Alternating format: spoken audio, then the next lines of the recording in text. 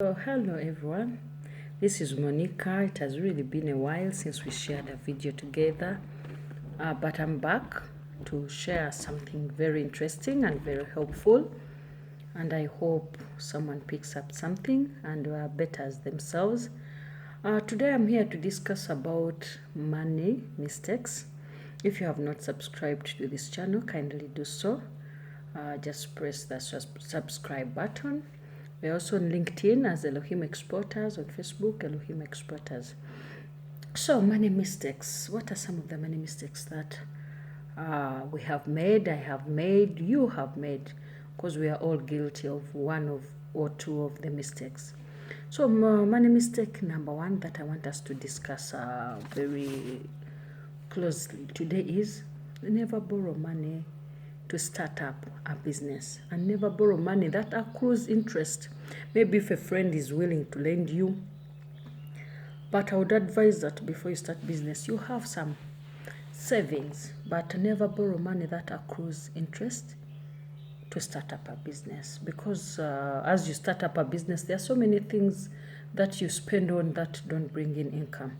For example, rent, for example, utility bills. So never borrow money that accrues interest in the name of starting up a business. So that is money mistake number one. Another money mistake that I want us to avoid is never spend money that you have not yet received. Someone has promised to give you money, you've already spent it even before you receive it. Someone says, I'm going to give you maybe $100, you have already maybe ordered for something that is worth that amount of money that they have promised to receive, that they have promised to give you in quotes.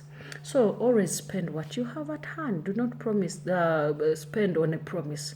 Someone promised to give you some money, then you also out of the blue spend it before you even receive it. That is money mistake number two. Money mistake number three that I want us to discuss today is if you want to save, do not spend and save the balance. No, it doesn't work that way. First save, then spend what you have planned to spend. For example, people have targets. They can say, me every month I want to save 30% of my salary, 30% of my income. Always first remove your percentage of saving that you have agreed with yourself to save, then you spend the rest. But if you spend, then save, you will not have what to spend, trust me. Because as long as you have money, there's always something that you will spend on. So first save, then first save, then spend. Not the other way around. So that is our money mistake number three. We are going to look at money mistake number four. When you get an opportunity to meet people who have made it in life, the rich people, the wealth people, do not ask them for money. Ask them for ideas. You can actually ask them for ideas, and you never know, they can even give you the money. But always ask for ideas on how to make money, but not asking them for money. And some people even get offended when they're asked for money anyway. Always ask for ideas, because this is lasting than asking for money. Someone can give you maybe say $50. You will spend it and it will not solve your money issues. But when you ask for ideas, it can turn around your whole life. Always ask for ideas from those who have made it, from those who are rich, from those who are wealthy. So that is our money mistake number four. The mistake is to ask for money and not idea. Mistake number five that I want us to discuss today is keeping your seed instead of planting it. What do I mean by a seed? Remember, we talked about saving. So when you save money, it becomes your seed. So instead of keeping your seed in the bank there, plant it. And I am not saying get that saving and start up a business. No, that's not what I'm saying. I am saying plant the seed. How do we plant the seed? Invest it in reliable ventures. For example, treasury bills, treasury bonds, shares. Of course, some shares can go lower, but calculate if you see that the shares can really, maybe say in future, you can look at the history of the company and see that their shares keep growing. So invest your money in reliable sources than keeping it. Keeping money doesn't increase it. Actually, your seed, which is your saving, can even die. How does it die? Because of inflation, economic changes. So instead of just keeping the seed, please plant it to grow.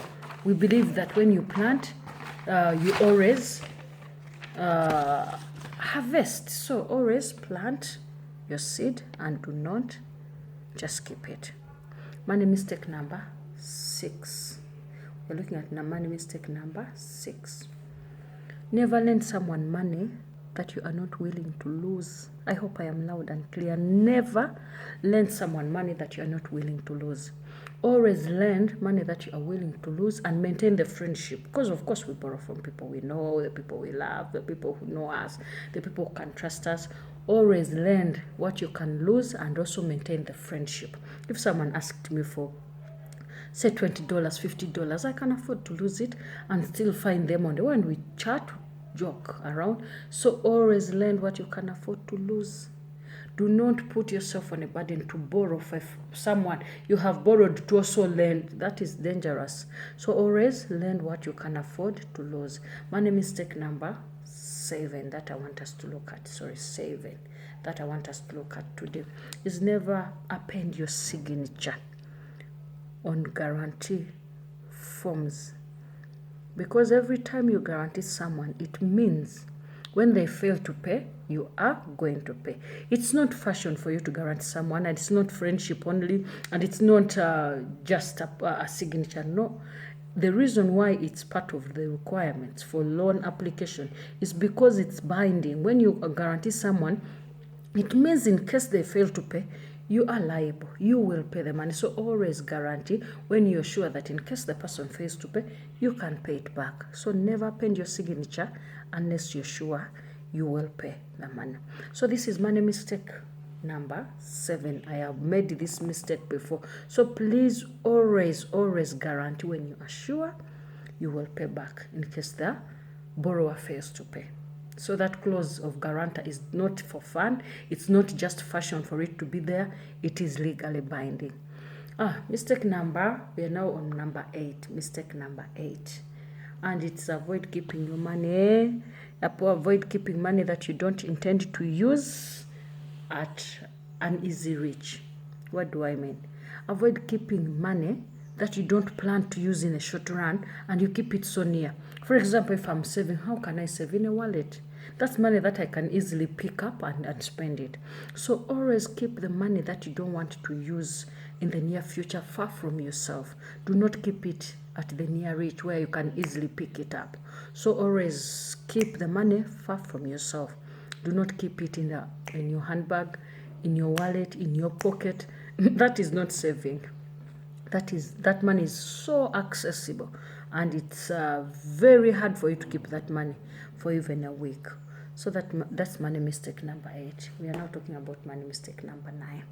And what is money mistake number 9? Spending money on an item that you can do without. This one has happened to most of us many times. You already have so much in your closet, so many clothes, but you keep buying every week. Some you have even never put on. Let's spend money on items that we really need, and stop spending money on items that we can do without. So much. There are so many things that we spend on, and yet we can do without. You buy an earring, you buy maybe a new wallet, you already have about 5 wallets. Are you going to split the money in all the 5 wallets? Are you going to hold 10 bags in a day? So always spend on an item that you feel you need. You can try to minimize that. I know sometimes it's hard, impulsive buying. Once you see something, you feel you want it, but always spend on what you need. That was money mistake number 9. Now money mistake number 10.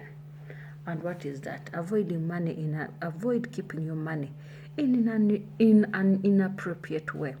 What am I saying? You see, money is dirty, really dirty, most especially in Africa. Dollars, I think 100 carefully that a folded dollar here, no one receives it, a written on dollar, because there's value in a dollar. But we find someone keeping money in the socks, someone keeping money in the bra, someone keeping money, some go far as keeping money in their panties. So let's avoid keeping money in places that are inappropriate.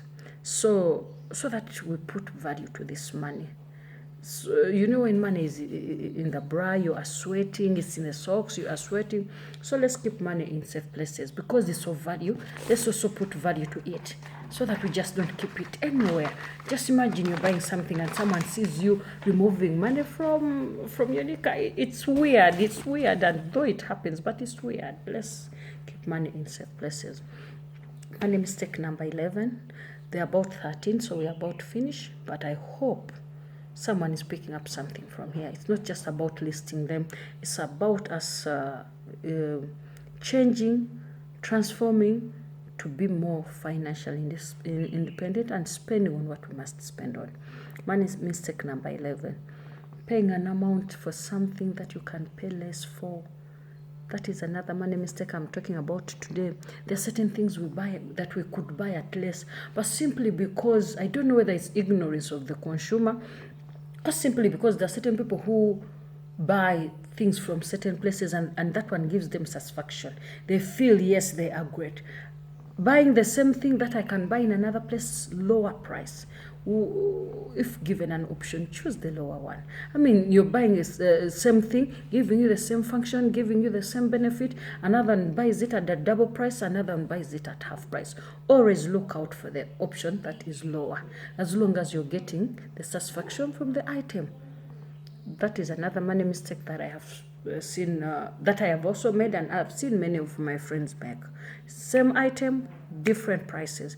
Always go for the lower price. Money mistake number 12, and it's our second last. Spending all your earnings or spending more than you earn. There's a video that I uploaded earlier, some time back, and this was really handled very well. Spending more than you earn or spending all that you earn. And most especially if you're a parent.